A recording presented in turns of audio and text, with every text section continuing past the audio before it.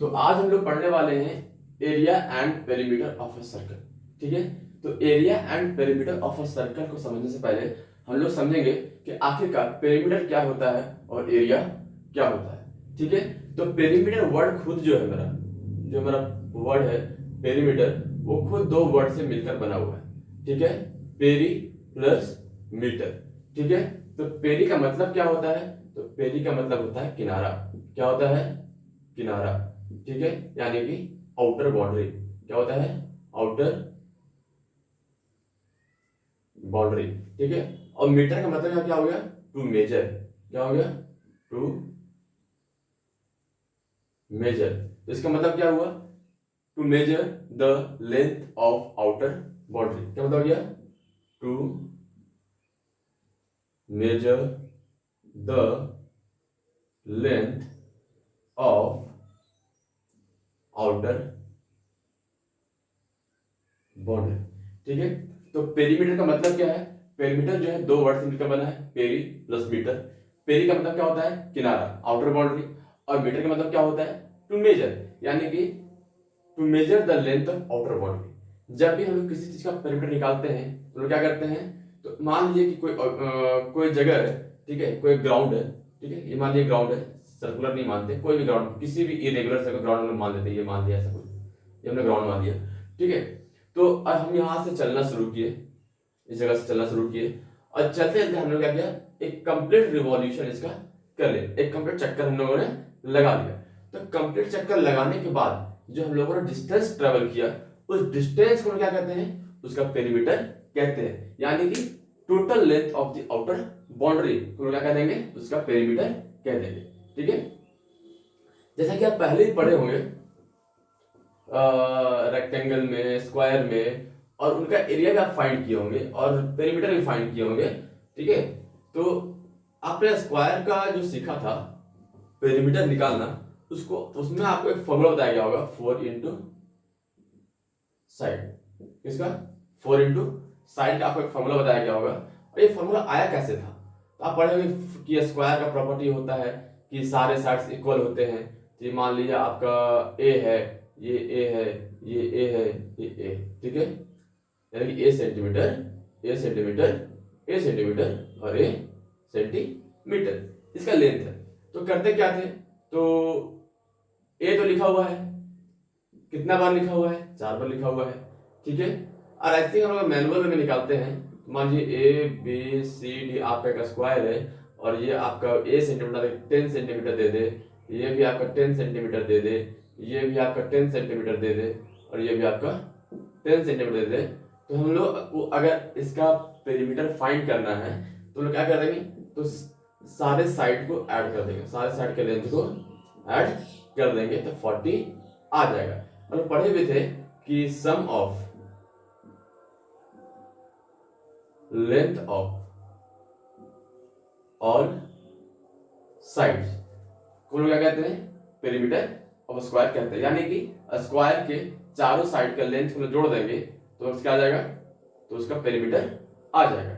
उसी प्रकार का आपने रेक्टेंगल का पेरीमीटर फाइंड किया होगा, तो फॉर्मूला लिखा होगा आपने 2 whole into L plus B.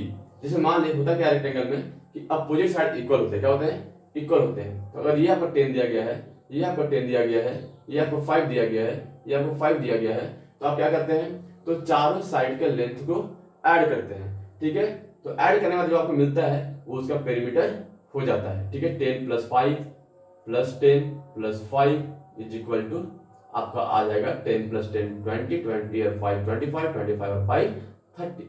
इसका पेरीमीटर क्या आ गया आपके पास? 30। ठीक है, 30 यूनिट। ये आपको सेंटीमीटर में, मीटर में, किलोमीटर में, किसी में भी आपको दे सकता है। ठीक है, इस प्रकार से हम पेरीमीटर फाइंड किया करते थे। तो ये जो तरीका है वो क्या है? आपका नॉर्मल तरीका है। बाकी इसी के आधार पर आपका एक फॉर्मूला दिया गया है, स्क्वायर के लिए दिया गया है 4 इंटू साइड, और रेक्टेंगल के लिए दिया गया है 2 whole into L plus B. तो ये आया कैसे था? तो ये आपके पास आया होगा 2, जिस प्रकार आपके पास 10 कितना बार है? तो 10 है तो आपके पास 2 बार। कितना बार है? 2 बार है। ठीक है, 10 लिखा आपके पास 2 बार, और प्लस 5 लिखा आपके पास 2 बार, या 5 हो गया। 2 हम लोगों ने इससे कॉमन लिया तो हो गया 2 इंटू 10 प्लस 5। इस प्रकार से आपका फॉर्मूला बना 2 इंटू 10 प्लस 5 यानी कि 2 इंटू लेंथ प्लस ब्रेथ। ठीक है, तो इस प्रकार से आपने रेक्टेंगल का और स्क्वायर का आप पेरीमीटर पढ़ चुके हैं पहले ही पिछले के क्लासों में। ठीक है, लेकिन आज जो लोग पढ़ने वाले हैं वो पढ़ने क्या वाले हैं, पेरीमीटर ऑफ सर्कल। क्या पढ़ने वाले हैं, पेरीमीटर ऑफ सर्कल। तो पेरीमीटर सर्कल क्या होता है, तो पेरीमीटर ऑफ सर्कल होता है 2 पाई आर। क्या होता है, 2 पाई आर। ये निकलेगा कैसे, और 2 पाई आर। ठीक है, जहां पर पाई का वैल्यू क्या होता है 22/7, जिसको हम लोग 3.14 भी लेते हैं। ठीक है, और आर का वैल्यू कितना होता है, आर का वैल्यू क्या निकालना है, आर क्या होता है हमारा radius of the circle, radius of the circle. ठीक है, और रेडियस होता क्या है, तो जब हमारे सर्कल का सेंटर होता है उस सेंटर को अगर हम लोग सर्कल के बाउंड्री से मिला दें तो उन दोनों के बीच में, उन दोनों पॉइंट के बीच का जो डिस्टेंस होगा उसको क्या कहते हैं, रेडियस कहते हैं। यानी कि the line which join the centre of the circle to the circle is called radius of the circle. ठीक है, तो आर मेरे क्या हो जाएगा, रेडियस ऑफ द सर्कल। और इस रेडियस के माध्यम से हम लोग किसी भी सर्कुलर फिगर का, ठीक है, या फिर किसी भी सर्कल का हम लोग पेरीमीटर फाइंड कर सकते हैं। जैसे कि मान लीजिए आपको एक सर्कल दिया गया, ठीक है, और उसका रेडियस बोला गया कितना है 7 सेंटीमीटर, और आपको क्या करना है, पेरीमीटर फाइंड करना है। तो कैसे फाइंड करेंगे, तो इस पेरीमीटर को फाइंड करने के लिए आपको एक फॉर्मूला दिया गया, पेरीमीटर ऑफ सर्कल, वो जो फॉर्मूला दिया गया वो क्या है 2 पाई आर। ठीक है, और आपको रेडियस क्या दिया गया है, तो रेडियस दिया गया है आपके पास 7 सेंटीमीटर। तो देयरफॉर आपका जो पेरीमीटर होगा वो क्या हो जाएगा, is equal to 2 pi R, यानी कि 2 इंटू 22/7 इंटू 7, 7 कट जाएगा। ठीक है, आएगा आपके पास 44 सेंटीमीटर। ठीक है ना, तो इस प्रकार से हम क्या करते हैं, सर्कल के पेरीमीटर को फाइंड करते हैं। ठीक है, ये सिंपल सा एक क्वेश्चन था। ठीक है, अब देखने वाले हैं कि आखिरकार एरिया क्या होता है। तो आप स्क्वायर का एरिया पढ़ रखे हैं, रेक्टेंगल का एरिया पढ़ रखे हैं, तो आपको पता ही होगा कि एरिया इसका होता क्या है। तो आप लोग पढ़े होंगे कि the total region enclosed by any closed figure. ठीक है ना, किसी भी क्लोज्ड फिगर के द्वारा जो उसके अंदर में रीजन को इनक्लोज किया गया, इनक्लोज मतलब घेरा गया है, उसे क्या कहते हैं, एरिया कहते हैं। ठीक है, तो आपने स्क्वायर का एरिया पढ़ा होगा साइड इंटू साइड। ठीक है, पेरीमीटर था 4 इंटू साइड, एरिया क्या है साइड इंटू साइड। कोई दिक्कत नहीं। मान लिया आपको दिया गया ये 10, ये दिया गया 10, सब तो 10 ही होता है ना, तो साइड का लेंथ दिया गया 10। ठीक है, आपने यहाँ 10 लिखा, यहाँ 10 लिखा, और आपको कितना आ गया 10 10 जा 100। अगर आपको सेंटीमीटर दिया हुआ है 100 सेंटीमीटर स्क्वायर। इस प्रकार से आप क्या किए, एरिया फाइंड किए। उसी प्रकार से आप रेक्टेंगल का एरिया फाइंड करते होंगे। जैसे मान लिया आपका इसका लेंथ दिया गया है 20, इसका लेंथ दिया गया आपके पास 5, तो आप एरिया फाइंड करिए कैसे, तो इसका फॉर्मूला आप पढ़ के रखे थे एरिया ऑफ रेक्टेंगल का, क्या पढ़ा था, लेंथ इंटू ब्रेथ। लेंथ यानी कि यहाँ 20 दिया गया है, ब्रेथ यहाँ 5 दिया गया है, मल्टीप्लाई करके आ गया आपके पास 100 सेंटीमीटर स्क्वायर। तो इस प्रकार से आप स्क्वायर का और रेक्टेंगल का एरिया फाइंड करने सीखा था। तो आज जो हम सीखने वाले हैं वो क्या है, एरिया ऑफ सर्कल। क्या है, एरिया ऑफ सर्कल। तो एरिया ऑफ सर्कल क्या होता है, एरिया ऑफ सर्कल क्या होता है, पाई आर स्क्वायर। क्या होता है, पाई आर स्क्वायर। ठीक है, पाई आर स्क्वायर मतलब आर को 2 बार मल्टीप्लाई किया गया।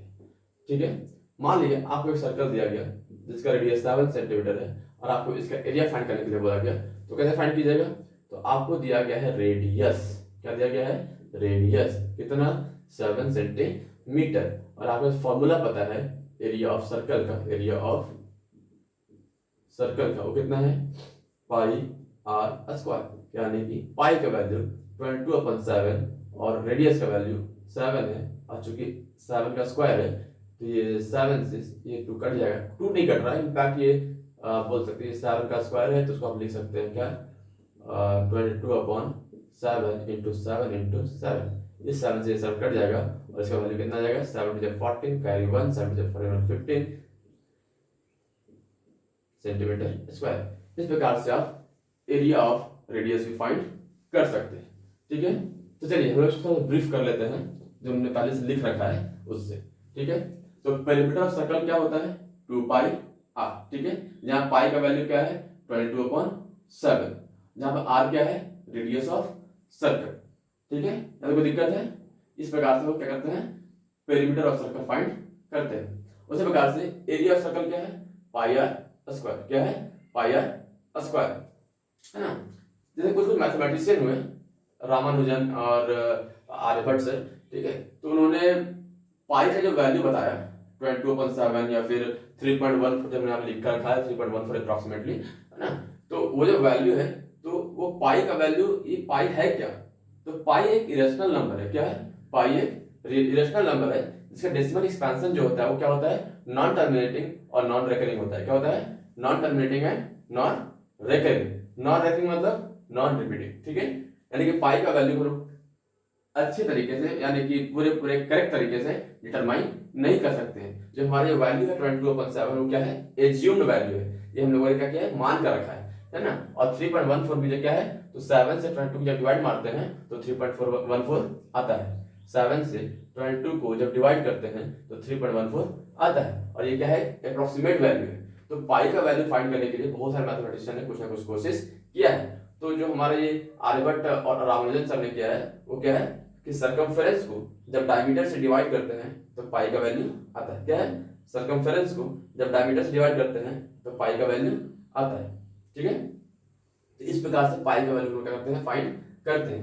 पाई क्या है एक इरेशनल नंबर है। क्या है एक इरेशनल नंबर है। इरेशनल नंबर क्यों है क्योंकि इसका जो डेसिमल एक्सपेंशन होता है वो नॉन टर्मिनेटिंग होता है और नॉन रेकरिंग होता है, जिसको क्या कहते हैं नॉन रिपीटिंग भी बोलते हैं। अब पर्पसफुली यूज करने के लिए हम लोग, क्योंकि पाई का कोई एग्जैक्ट वैल्यू नहीं है, तो हम क्वेश्चंस को सॉल्व करने के लिए तो पाई का अपने से वैल्यू एक एज्यूम किया गया है क्या है 22/7, जिसका वैल्यू क्या है अप्रोक्सीमेटली 3.14।